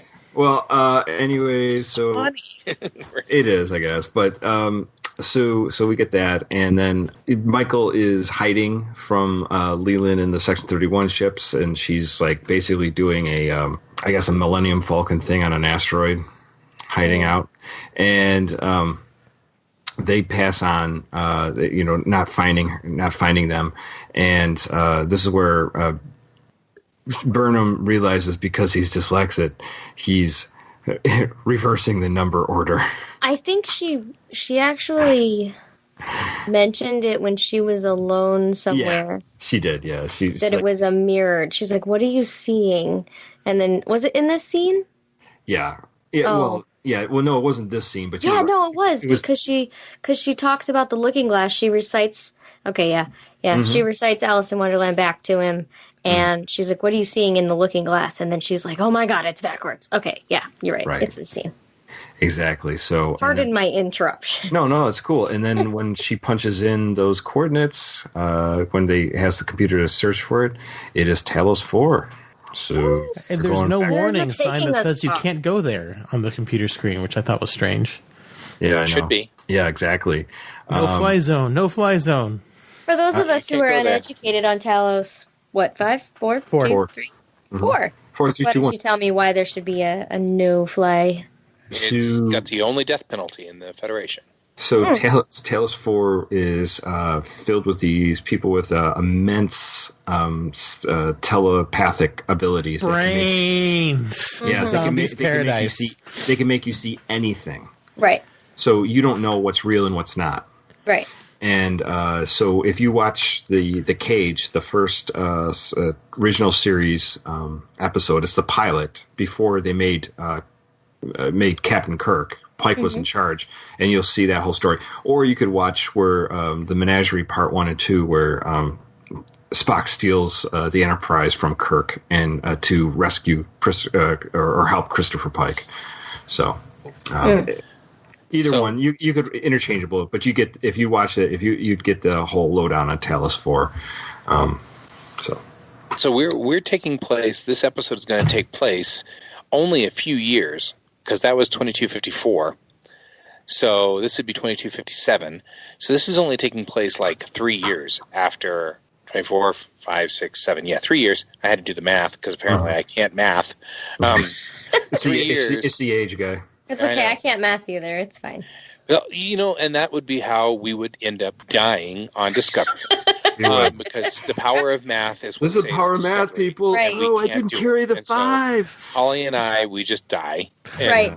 All hail the power of math. We'll do 3 hail algebras. How's that? Anyway, so this takes place in 2257. So we're only 3 years from that moment. So we're not far from that. Yeah. So. Right. we're not far down the road from Pike's little adventure on Talos 4. Which does explain, though, why Spock wants to go back there, or at least is implying to go back there. They can read his mind for everyone. Just so that everybody can understand what he's saying. But here's another thing that's interesting. So I noticed you kind of chuckled about his dyslexia. So I was thinking about this. First of all, I'll give a little backstory here. I, too, had dyslexia when I was a kid. Me too. And me also. I put the sexy in dyslexia. Anyway. Did you? I put the rexia. Yeah, exactly.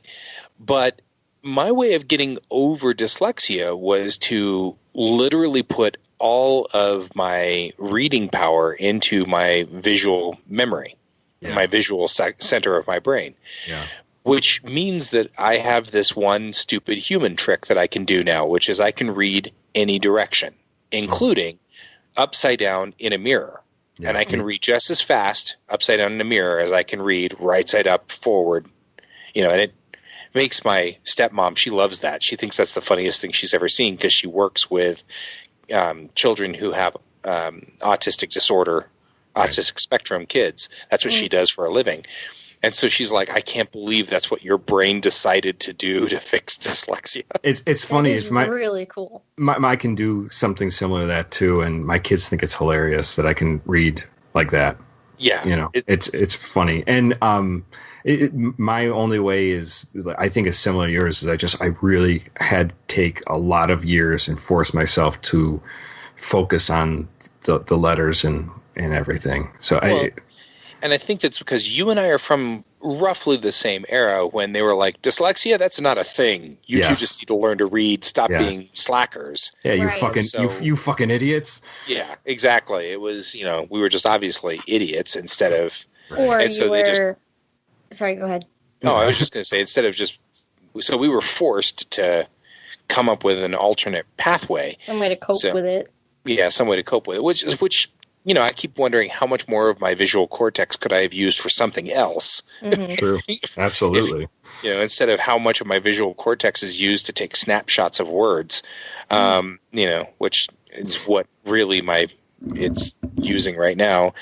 But I have to admit that said, I kind of am happy that Spock joined me.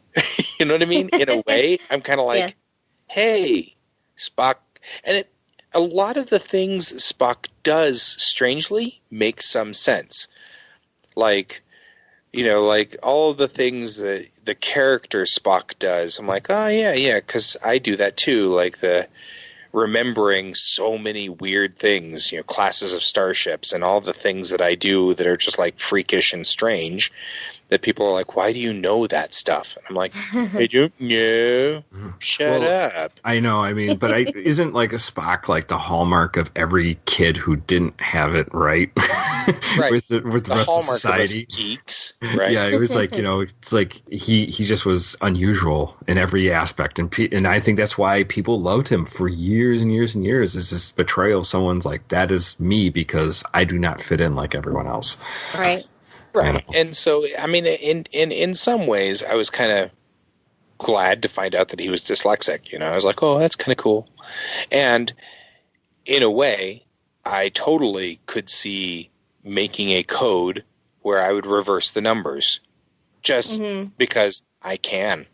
I totally could reverse words and reverse numbers and do it just because I don't necessarily, maybe I don't want you to figure out what I'm after. Right. Maybe I don't want it to be easy. Did you just a quick question, Guy, when you were younger trying to read, this is my experience. I always felt like the letters were literally dancing on the page. Yeah, that's kind of like an Erland's problem, but yeah, there's a disorder for that too. I didn't have that problem. They just didn't make sense. The words kept going backwards. I kept reading from the wrong direction, which, by the way, made Japanese really easy for me to read because the fact that it's all ideograms, and so it was so easy for me to pick up Japanese. Yeah, like this word means bathroom. This room, right? Exactly. I was like, it doesn't change. Well, they but they have the two different writings. They have like a script writing, and then the actual, like you said, the they have their two phonetic languages, and then they have their phonetic alphabets, and then they have their ideographic alphabet they inherited from Chinese. But they also read from top to bottom and right to left instead of left to right. Or they might just go the other direction to conform to us just because 1945.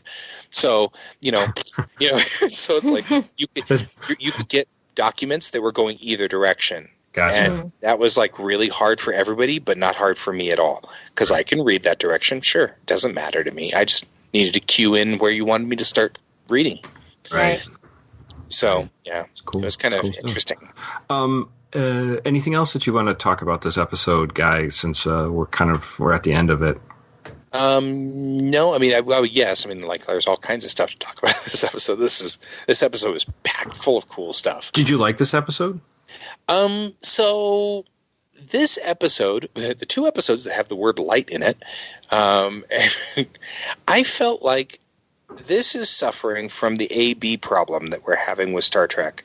And I don't know if I'm getting spoiled by Orville, and I think I might be. But I feel like we're getting unnecessary B plots. Yeah. It's like almost like, we've got to put a B plot in this. So how about a time vortex? Yeah, that sounds good. And we'll get Pike and Tyler, and we'll stick them in a shuttle and then because we can't just stay with Spock and Burnham. Right. We have to break it up somehow. And I was just thinking about this, and I'm like, I don't know if maybe I'm getting spoiled by Orville, because when you have like a happy refrain of the episode of Orville, a happy refrain, and you compare that to Data's Day, and you look at them because they're roughly the same plot, but of course Data's Day had an A-B plot where it had a secondary plot that they were running through and all this stuff, and you feel like Data's Day didn't flesh out the relationship between the two characters like a happy refrain managed to, because a happy refrain just stayed with the A plot and just hammered it down. And it was such a rich episode. And now I'm sitting here going, gosh, wouldn't it have been nice if Discovery had just stayed on Vulcan and just stayed there? Yeah, and didn't have to go back and mess with Pike. I mean, it's not like the episode pieces with Pike and, I mean, despite your feelings of Tyler. Sure. I mean, it was good development for Pike. I don't think we got a whole lot out of Tyler, but we got some good development out of Pike. But and of course the obvious evolution that we're going to get out of Arium. But for the most part, I kind of felt like we had sort of like everybody's on contract for all the actors on Discovery's bridge, so why don't we just make a B plot and throw that in here? Which I don't know. I mean, do you feel that way? I don't know. I mean, other than probably what's going to happen with Arium in the future, I guess we'll see what happens with her. Obviously that they'll play into the future, but it seemed kind of pointless unless there's something more that comes later on in the story. Well, we're obviously setting that up. I mean, I'm hoping it's temporal Cold War, because they've always been associated the Red Angel as being this thing of good, and now they're at the end. Pike is questioning it because Section 31 has been saying, well, maybe the Red Angel isn't good. But it would make more sense as if there's two sides, and like the Red Angel somehow tied into the good side of the temporal Cold War, and the modified probe that's come back to kill them as part and figure out some information as part of the bad side of the temporal Cold War. I'd love for them to pick that up and flesh that out, since we never got a appropriate ending for it in Enterprise. That's true. Right. Are you a good angel or are you a bad angel? Oh, and then the thing is, I mean, this show has been pretty big at referencing Enterprise. It has. You're right. Yeah, especially in season 1, and not maybe not as much as season 2, but like they definitely call out like Enterprise canon because it's really the only canon they can call on. So I mean, it would make sense if they start bringing more Enterprise canon into this. And I'd love for that to be the case, but I definitely think Holly is right. I'm pretty sure the Red Angel's got to be Michael, because there's no one else is logical unless it's some surprise character. But I think I actually at this point, wanted to say something, but go ahead, finish. Oh, I was just gonna say I'm pretty sure the Red Angel's gonna be Michael. Like last week, I wasn't prepared, but I've talked with people this week just on Facebook and whatnot, and I would say it's either Spock or Michael. I really hope it's not Spock. And I don't really want it to be Michael either, but I think it's most logical for it to be Michael, for her involvement with Saru to go back and help his people. So everything is very motivated. It's very Michael motivated, it seems like. So all the things it's doing make sense in that light. So, and it also keeps Michael the center of the show because it's the Michael Burnham show and not really Star Trek Discovery. So who knows? But that's kind of my thought on the Red Angel, and I'm hoping we get some temporal Cold War stuff happening. What are you thinking, Holly? Well, so, Guy, I don't know if, I think it was 2 or 3 episodes ago, Pike was looking at the drawings from Spock's, for lack of a better word, diary. Right. And I have been comparing all of the depictions of the Red Angel to the episodes and trying to figure out which angel goes with which anomaly and all that crap. And I know, if you look at them, it looks like the very end, the Red Angel's going to die. There's a drawing of of the angel face down, and something big is happening. But I feel like the upgraded tech may be a little bit of foreshadowing for Ariam. Maybe she becomes the angel because the tech is so advanced, but it's this exoskeleton kind of suit. This was the first time that I was like, oh, maybe it's not Michael. So I don't know. That's the only thing I was thinking with that when you were talking, Dave, because I don't know. I can't figure out, what these last 3 images of these angels are telling. Like, what are they telling us? So I need to see this episode at least one more time to really pull that through. I need to see that's an interesting thought. I never even considered that. I like that theory. I mean, I think it'd be fun if it was Ariam, but it's not the Ariam show. It's the Michael Burnham show. So because Star Trek Discovery doesn't really do anything that's too surprising, the Ariam thing would be too surprising, I think, for it to be real. I mean, it would be cool if I was wrong and they do surprise me. I'd love that to happen. But this show is so Michael centric. The Red Angel almost has to be Michael because the show is so Michael centric. Well, let me throw something out there because I had thought, what if it's Kraft? What's Kraft? The guy who got caught up in that sex ring? Yes. Yeah. That was totally him. Yeah, from the Patriots? Yeah, the Patriots guy. Yes, the Patriots That's guy. what I thought you were talking about. No, from the short treks. Oh, the Calypso dude? Yeah, Calypso. Oh. And I'm not sure how it fits or why, but we know that that's 1,000 years in the future. We know that we've got a time travel of some sort going on here. And, that kind of, what I mean? I'm kind of, that's sort of what I don't know how that fits in, but I'm wondering if it has something to do with the short treks. I hope not.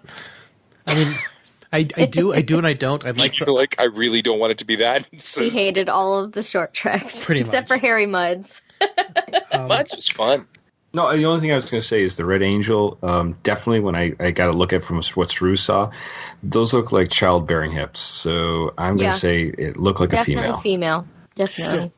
I thought it was female too, but I do know that if you've got a guy who's in really good shape, he could definitely have pretty serious hips. Now, I don't know, like I'm not banking so much on the images in Spock's little diary, but I can send you I sent you a black and white one, but in the colored one, it looks like it has very flowing hair in a few of the images, yeah.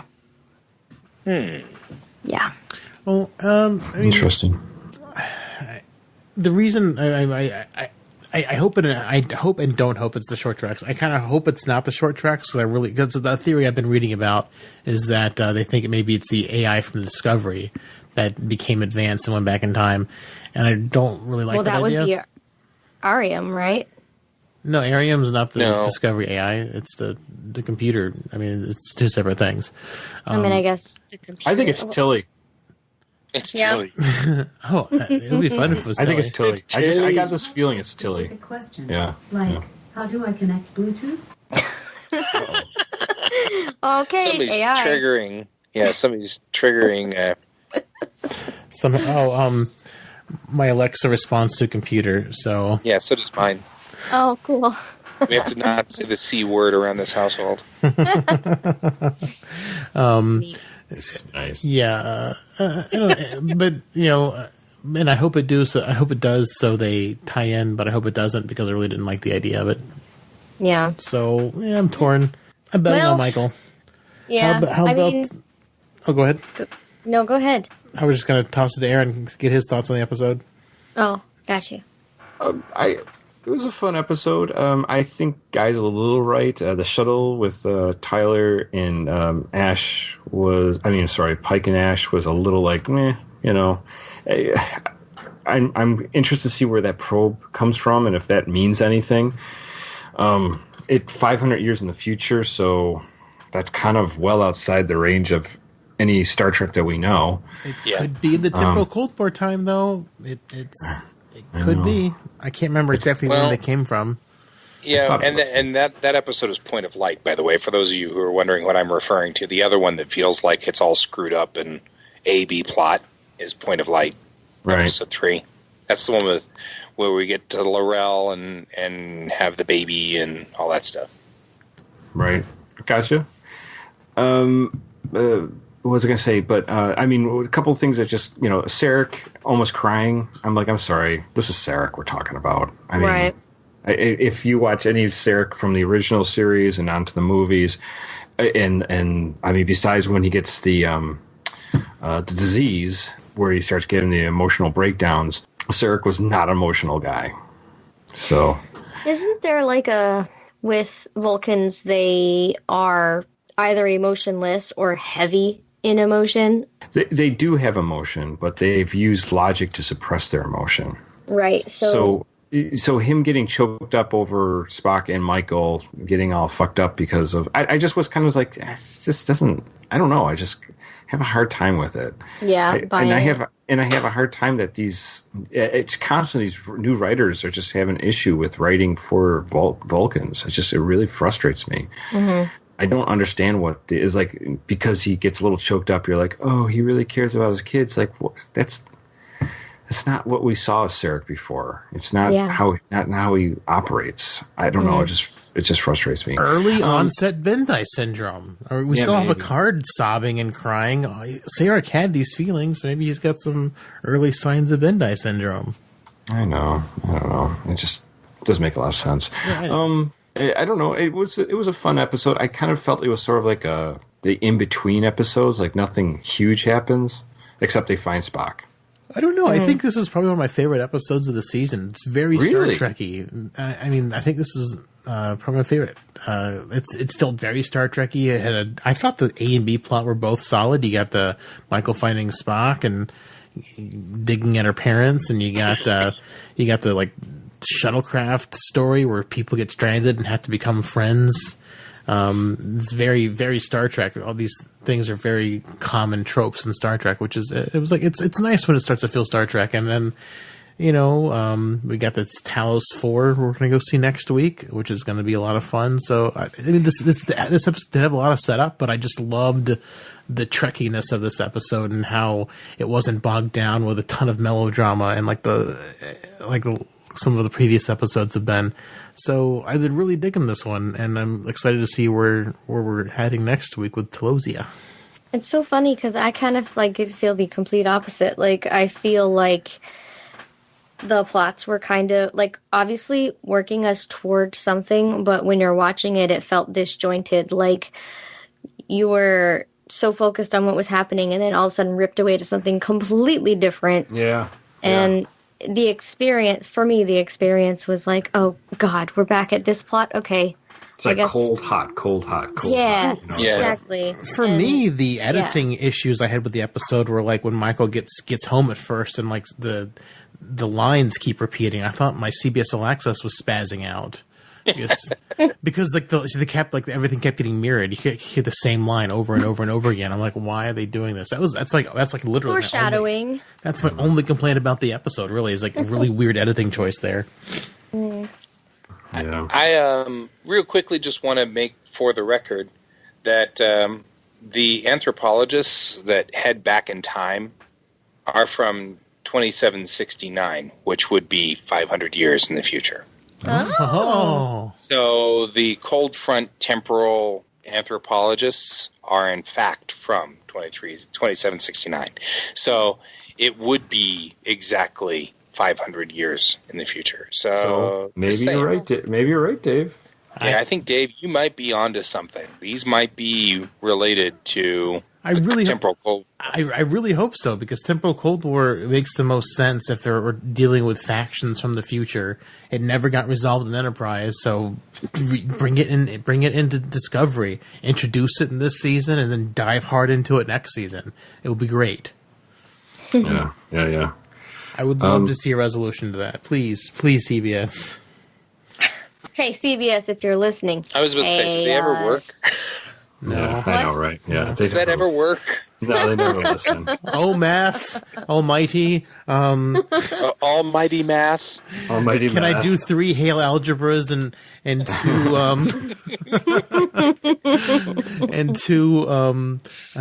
2 geometry maths just to get this? I mean, what do I need to get the more temporal Cold War maths? Oh, God. Unfortunately, I think all these shows have been written and produced pretty much. So you're gonna get what they get. Yeah, I know. And you don't throw a fit. Yeah, that's right. I'll throw a fit anyway. We're already rolled off on this one. Right. Well, anything else we want to talk about for this episode? I mean, it's not a bad episode. I don't hate this episode. I just think it's one of the. I mean, the thing about Discovery that I'm enjoying is even when they're not hitting on all cylinders, it's still better. And in general, I still feel like the Discovery episodes are far better than, say, If Wishes Were Horses from Deep Space Nine or The Naked Now. You know what I mean? There's a whole bunch of real nasty episodes that I can bring up at any point in time here from any one of the original series set. Mm-hmm. And I still feel like Discovery's still doing better than those. So even the quote-unquote bad episodes where I'm not that happy with them are still much better than the average lousy episode from the originals. So there's that. I definitely agree with that sentiment completely, Guy. This season is really weird, though, because it's we'll get a setup episode, then we'll get 1 or 2 episodes of stuff happening, then we'll get another setup episode, a couple episodes of stuff happening, then we'll get another setup episode, and that was tonight's episode, another setup episode. I feel like, but this was one of my favorite of the setup episodes. It's weird. The show is it's stop, start, because they're supposed to be. It's been one all big story, but it seems like every so often they stop and need to set up for more story instead of just getting to the story.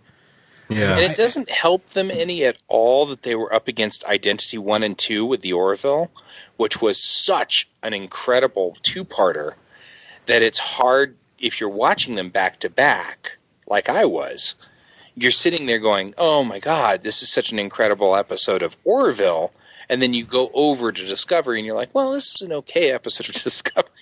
Yeah. Right, And you're like, damn it. I've only seen the first episode of season 2 of Orville. I've not followed it. Oh, yeah, man. I'm way behind on Orville. You've got to be going through that 1 and 2 of Identity 1 and 2 is a great two-parter. They did their best of both worlds. That's their best of both worlds. They're totally leveling up. Huh. So that's fine, but imagine being any show up against best of both worlds 1 and 2. I mean, it's just ridiculous. And that's where Orville was this last 2 weeks, is best of both worlds 1 and 2. And so any episode against that is going to look a little dimmer, a little bit less shiny. Mm-hmm. And it has nothing to do with the quality of Discovery's episode. It has everything to do with the fact that Orville just pulled out their best of both worlds 1 and 2. Right. Yeah, gotcha. And so, all of a sudden you're like, whoa, oh my God. I mean, they're just changing their entire aspect of Orville right there. I mean, so that was brutal, and it was a rough one, and it was really awesome, and the dynamics changed. And then you go back to Discovery, which is doing a setup episode, like David said, and you're like, okay, that's great. I'm scratching my head. There's only 15 or 14 episodes of this season of Discovery, and I've been enjoying them for the most part. They've been solid episodes, more solid than season 1 for sure. But I don't understand the stopping and starting. It just it's like a person learning how to drive a stick shift. I think what they're trying to do is isolate a little bit better. I think it seems like season 2 is much more responsive. Like they're responding to the fans' backlash, which really kind of saddens me a little, because I almost was like, let the fans whine. They're going to whine. We did. I'm old enough, like we said at the beginning of this podcast, I was 14 when Next Gen came out. So it's not like it was in my distant past. I remember it clearly. I remember sitting on the couch. I can remember turning on the TV and hitting record on the VCR. I think I still have the VHS tape somewhere in a box of the first recording of Encounter at Farpoint. So I've been here long enough. I hated Next Gen. I really did. It was nothing like TOS, and I didn't like it at all. And it took me time before I started to warm up to Next Gen. Then I hated Deep Space Nine because it was Babylon 5 clone, and I hated it. And then I hated Voyager because it was Battlestar Galactica clone. And then I hated Enterprise because they screwed up canon. And now I love all of them, right? But it took me time, and I had to really...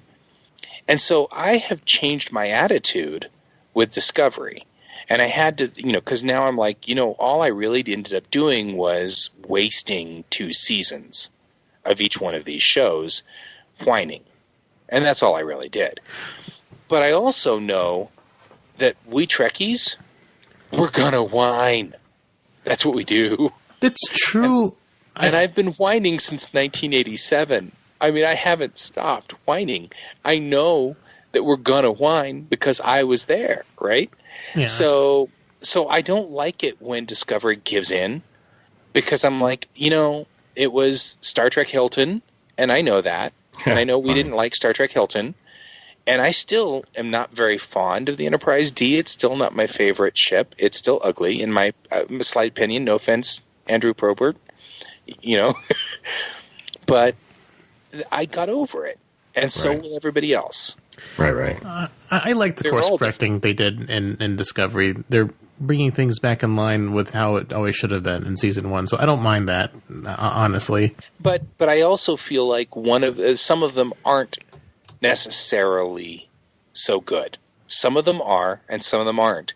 I don't know if I'm hot on the fact that I think that they took I don't understand all of season 1 because it's all one big happy story.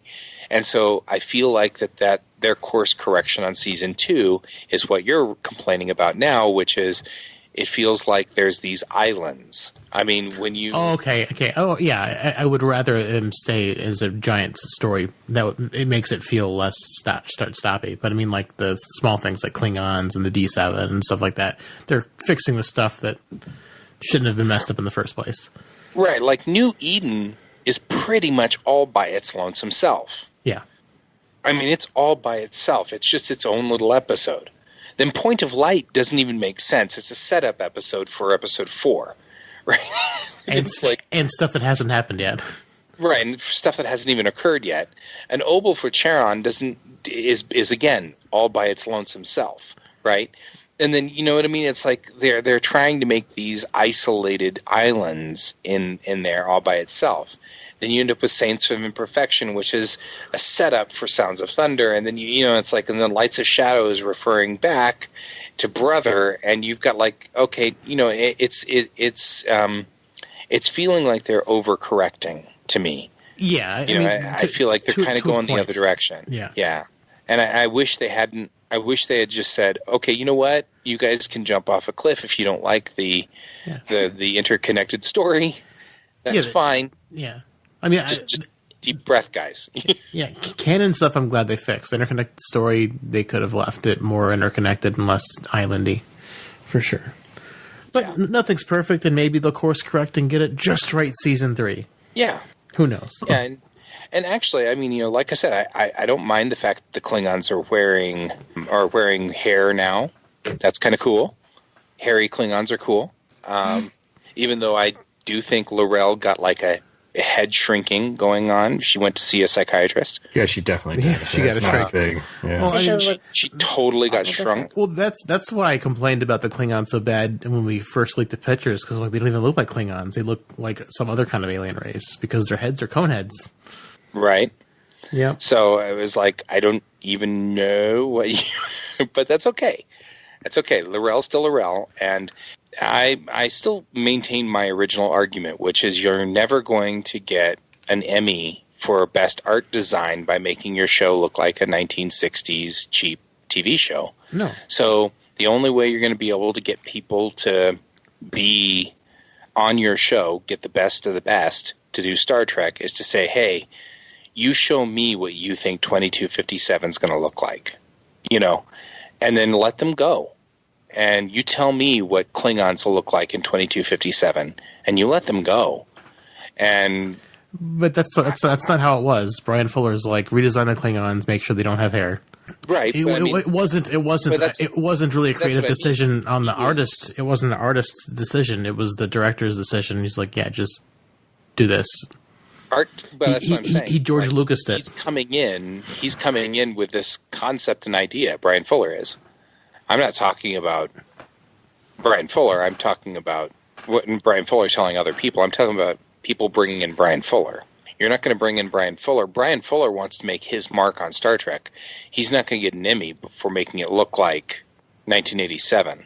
He's not going to get an Emmy for that. So that's why he changes his things. He wants an Emmy. He wants to make a mark. He left 4 episodes in before they even started shooting. It doesn't matter. Well, that's a different story altogether. What he wants doesn't matter at that point. Its own podcast right there. Yeah.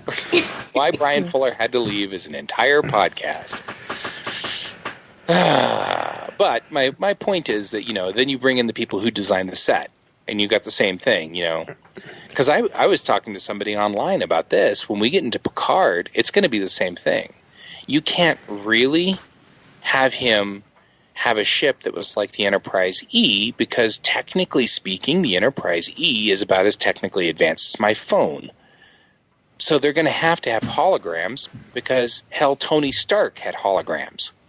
Well, I mean, they had holograms early in season 1 of Next Gen, but then they stopped using them because they're too expensive to do. But they had them, and so like when I watched early Next Gen episodes, I'm like, oh wow, that's cool. They had holograms. That's neat. But then they stopped using because they're too expensive to do on a TV budget. But they're going to have them, and people are going to sit there and go, but they didn't have that in TNG. It's also 20 years later. It's also 20 years later, so it'll be fine. Sure. But I'm just going to say that, I mean, mark my words now. Oh, people will complain. The people always They're going to complain. whine. It's true. Because Picard's not going to be bald enough or something.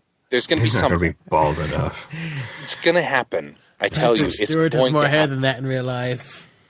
Oh yeah, He's not really that bald, or he's balder than that. I think they'll dislike it because he's not technically a Starfleet captain or admiral or anything anymore. He's kind of doing his own thing. Even though he wasn't really, if you watch All Good Things, that's sort of where he devolved to in that anyway. So right. Technically his future was that way, and they're looking at future imperfect whenever they talk about that.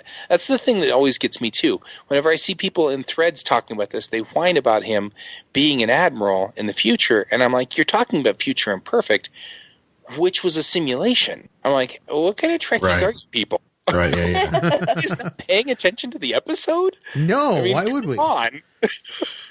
I mean, All Good Things would be the one that I would actually say is an accurate representation of the future, because Q was at least bouncing them around through technically the future, and he was an ambassador at one point in time. That was what he did. And so this makes some sense that he ends up being an ambassador in the future. Right, exactly. Absolutely. I just wanted to comment on something that you guys had talked about, was the progression of this season and how it's kind of felt like we'd get an episode that was important and then something that was not so important. And I think we had this discussion a couple weeks ago where we had been getting like essentially an anomaly every episode, but the episodes weren't super exciting, and they had that, as Aaron said, like hot and cold feeling because there were different plots throughout each episode. So I don't know. I felt like Discovery 2 has been progressing fine, but hasn't always felt like we were getting anywhere. And for some reason, this episode just made me want to feel like it's a good time to regroup and rewatch all of the previous episodes. And then hopefully next week we get something good and epic, because I don't know. I didn't think it was a great episode, but that's just me. It wasn't your favorite? You just didn't like it, or? Yeah, I mean, it wasn't bad. I didn't have anything specifically bad about it, but I do feel like I need to watch it at least one more time, but I'll probably watch it 2 more times. So, I don't know.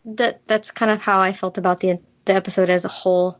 But, I did want to mention that I love the title sequence, and I appreciate it every week. And I'm curious if there are little hints in it that will tell us where the season will end. Well, you do see the Red Angel sprout or starship-looking wings, so... Yeah, well, they change it every time. Yeah, they changed it this episode. I noticed that. Yeah, they've been changing it little bits here and there. Yeah. The opening. I thought about that. I thought some graphic designer's entire job, they come in and go, okay, Joe, your job is to come in here and, okay, what are you going to change this time? Yeah. I don't know. I'll figure something out, Bob. I'll think of something. What do we got? Think of something. Give me the gist of the episode, pal. Yeah, what's going on, man? Yeah. So I always pay attention to it because I'm never sure what it's going to be.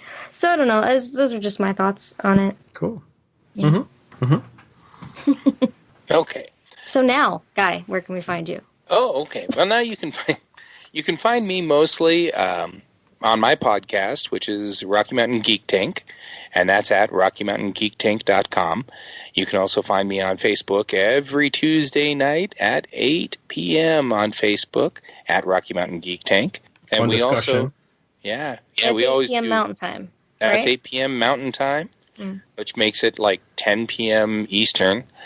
For all of you people who are, obviously really close to Canada, and I just can't visualize that.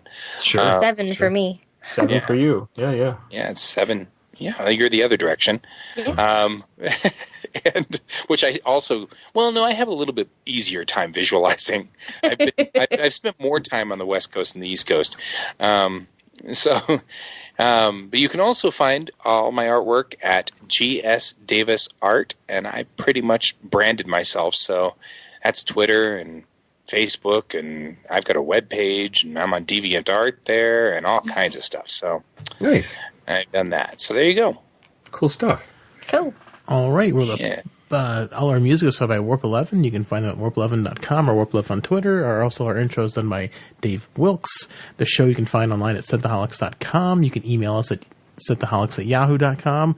You can join the Facebook group at facebook.com/group/synthaholics. You can check out our YouTube channel at youtube.com/synthaholics. On Twitter, I'm at David_J_Duncan. The show's at Synthaholic Duo. Aaron's at Blackbird 2004. Holly's at Lunar Thistle. And Holly also has a website she'd like to tell you about. You can find me at hollymichellev.wixsite.com/voiceover. Cool. And definitely go to Apple iTunes to rate and review our show there. Please give us a nice review, and please give us 5 stars. It helps people see the show more. Also, if you can go to our Patreon.com/Synthaholics, throw us a little money our way. That's very nice. If you can do that, helps us keep producing and giving you content. And then, as always, if you can't do those, a great way just to help us out is let people know about the show. Tell your friends and tell your coworkers if they're into Star Trek, if they're into sci-fi. Let them know about the Synthaholics podcast. Yeah, absolutely. I like it. Yeah. Well, thank you so much, Guy, for joining us tonight. It's good talking to you again.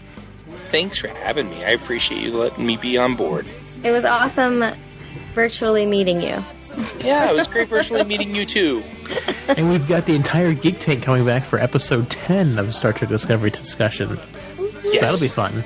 Cool. It'll be wild. It'll be chaos. You'll get all of us in here. It's going to be a bizarre thing. We'll have to be very good and let Aaron do the whole recap before we start talking, because I don't think. Oh my god. I know. We just have to. We'll just have to be quiet during the recap. So like each person will have to hold a conch shell or something before they can talk. The conch shell of talking. Yeah. Yeah. Exactly.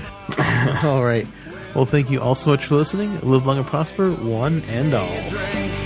Before the night's over, I'll puke in the sink and we'll cry till we laugh, and we'll both shit our pants. You're the best drinking friend I ever had.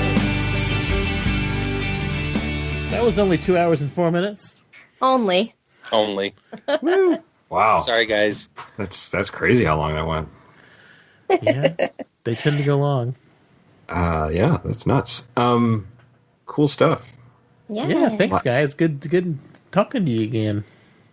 Yeah, I really like being on this show. Thank you so much. Yeah, man. We'll have to get you back on more often. Yeah, we need to get you on like a monthly or something.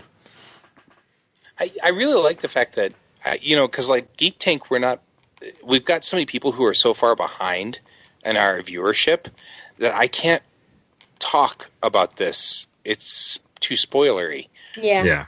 So so for Geek Tank, we can't say anything more than today's episode of Discovery is Light and Shadows. Right. Yeah. There you go. That's all you get. That's all you know. That's all you get to know. In fact, I'm not even really allowed to bring up all the stuff about the Picard show that we just talked about. And so So I really love being on your show because we can get all in depth, and I can sit here and talk about all the nitty gritty stuff. I know you can get into all the little stuff that and just hash it out. Sometimes even just verbalizing your ideas helps you formulate things better. Well, and I'm sitting there watching, and I'm like, Mind Sifter! Oh my god! That's what it was. And I'm like, oh jeez. Oh, I didn't even get to say that in the show, but I had thought about that later. That was one of the things where the Trekkies can validate that probably Giorgio was telling the truth. Because if it's a mind sifter, it's not going to do Spock any good.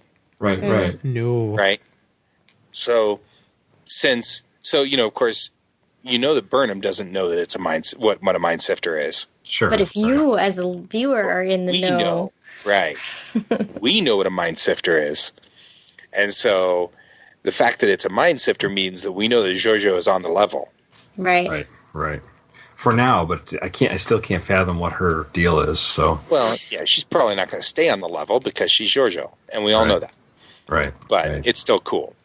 Yeah, very much it's so. Neat that having the Trekkie knowledge gives you an advantage understanding that relationship.